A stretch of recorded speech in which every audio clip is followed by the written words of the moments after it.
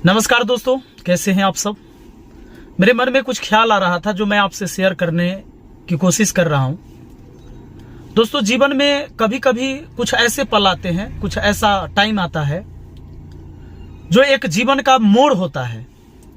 और उस मोड़ से कभी कभी क्या होता है कि हमारी लाइफ या तो खूब बेहतर हो जाती है, कुछ हमारे लाइफ में अच्छा होने लगता है, या उस टाइम से आपके जीवन में कुछ खराब भी होने लगता है। तो ये कभी कभी समय का मोड़ है। अच्छा, इसके बारे में पहले से जानकारी नहीं होती हमारे पास। दोस्तों, मेरे जीवन में कुछ ऐसे पल थे जहां से एकाएक मोड़ आया कि जब हम मैथ नहीं पढ़ पाते थे, नहीं समझ पाते थे,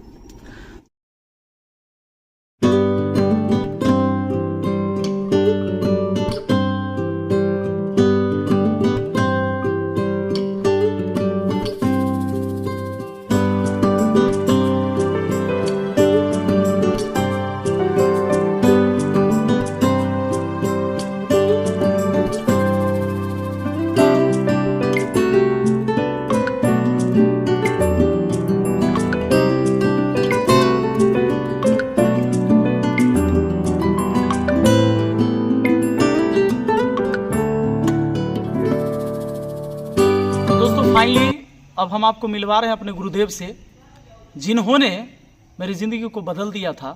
मैं सच बताऊं कि आपको मैंने पहले ही बताया, गाड़ी में बताया ही था कि मैथ मुझे समझ में नहीं आता। पहली बार सर के पास आए तो मुझे मैथ समझ में आ रहा था।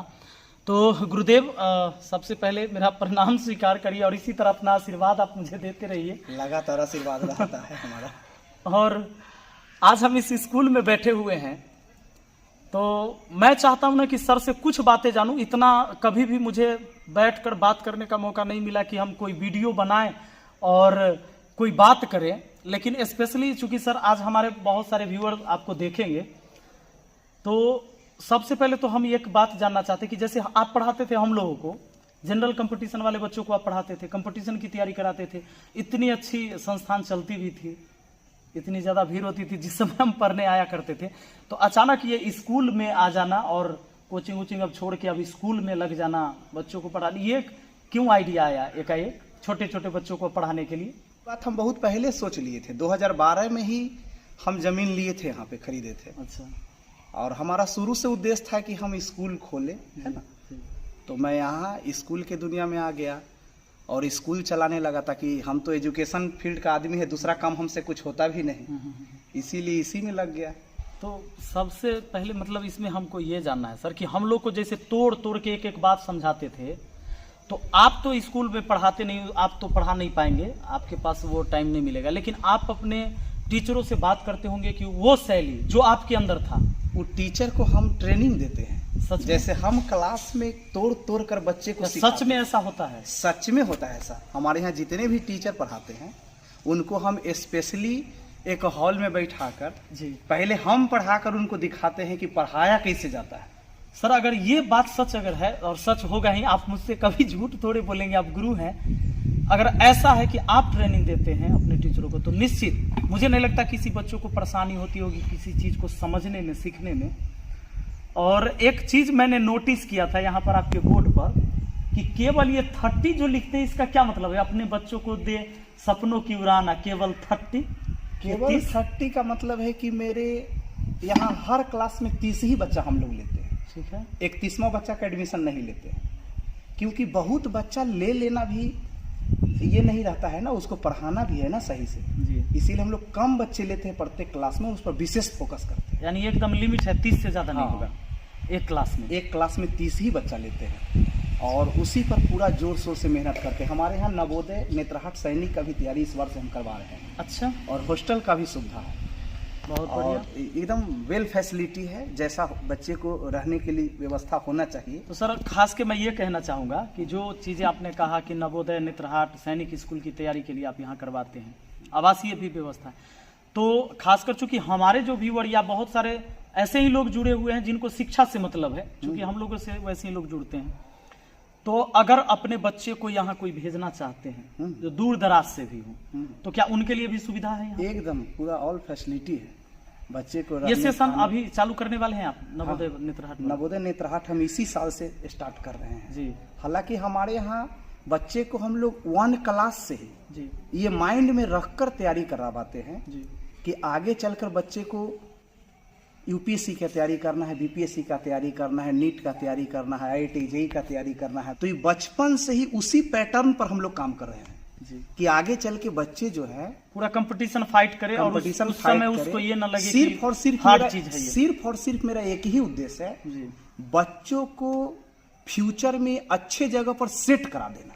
जी ये बहुत बड़ी बात है गुरुदेव। और आज के जमाने में विपिन जी हम जहां तक देख रहे हैं कि गरीब से गरीब भी आदमी जो है ना, जो गरीब से गरीब आदमी है, उसको भी रिक्शा चलाने वाला, ठेला चलाने वाला, सब्जी बेचने वाला, मजदूरी करने वाला भी आदमी को इच्छा है कि अपने बच्चे को अच्छा शिक्षा दे, लेकिन पैसे के अभाव के कारण बच्चे को अच्छे जगह पर नहीं पढ़ा पाते हैं। जी लेकिन इस ग्रेट मिशन स्कूल में जी एक मजदूर भी, सब्जी बेचने वाला, ठेला खींचने वाला, रिक्शा चलाने वाला आदमी भी एक दिन का मजदूरी खर्चा करके अपने बच्चा को इस स्कूल में पढ़ा सकते हैं।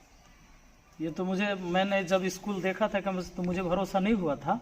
हालांकि मैं तो मेरे ये पास- सोच रहा था सर कि फीस भी यहाँ भी तो बहुत तगड़ा होगा या मेरे पास जैसा व्यवस्था है ना, हमारे यहाँ एकदम मिनिमम हम लोग एक दिन का मजदूरी लेकर जी बच्चे को पढ़ाते हैं। गरीब से गरीब आदमी अपना एक दिन का मजदूरी खर्चा करेंगे, यानी गरीब- तो इस स्कूल में अपने बच्चे को यानी वैसे लोग भी यहाँ पढ़ा सकते हैं और उनके भी बच्चे फ्यूचर में नीट, मेडिकल है ना, यूपीएससी, बीपीएससी जी का एग्जाम क्रैक कर पाएंगे, ताकि वही वे में हम लोग बचपन से ही काम करते हैं, उसी पैटर्न पर बच्चे को शुरू से लेकर चलते। मैं इनके सामने मैं क्या बोलूंगा, और कोई शब्द नहीं है मेरे पास कि सर के पास क्या कला था, कैसी टेक्निक थी कि कमजोर से कमजोर विद्यार्थी कोई चीज कैसे सीख सकता है। और आज जो सर का लक्ष्य है कि एक छोटे से छोटे बच्चों को हम ऐसी शिक्षा दें। और सबसे बड़ी बात सर ने कहा कि एक गरीब से गरीब, मजदूर से मजदूर का बच्चा भी, वो बेचारा एक दिन के दिहाड़ी देकर यहाँ पर अपने बच्चों को पढ़ा सकता है। ये बहुत बड़ा काम कर रहे हैं सर, ये बहुत बड़ा मानव कल्याण का काम है। क्योंकि कोई सोचे, हम लोग सर कभी प्राइवेट स्कूल में नहीं पढ़ पाए थे, उसका एक ही रीजन था कि हम लोग के पिताजी के पास पैसा नहीं था। इस प्राइवेट स्कूल जो है ना, आज के डेट में लूट मचा रखा है, जी बात समझ रहे हैं ना? और उसी का एक निष्कर्ष है ग्रेट मिशन स्कूल। सर ये बहुत बड़ा काम कर रहे हैं, इसके लिए बहुत बहुत धन्यवाद। और हमेशा मतलब क्या कहें, मतलब ये सराहनीय कार्य होगा, खास के इस क्षेत्र के लोगों के लिए, चूंकि उनके बच्चे यहाँ पढ़ते हैं, उनके लिए तो आप बहुत बड़ा वरदान दे दिए हैं यहाँ पर। दूसरा बात कि जो भी दूर से आ रहे हैं, तो सर मैं चाहूंगा कि आप अपना नंबर दें, मतलब स्कूल का, तो मैं इस वीडियो में डाल दूं कि अगर कोई ये स्कूल बिहार में एक वैशाली जिला है, और वैशाली जिला के अंदर में एक शहर है हाजीपुर। जी जी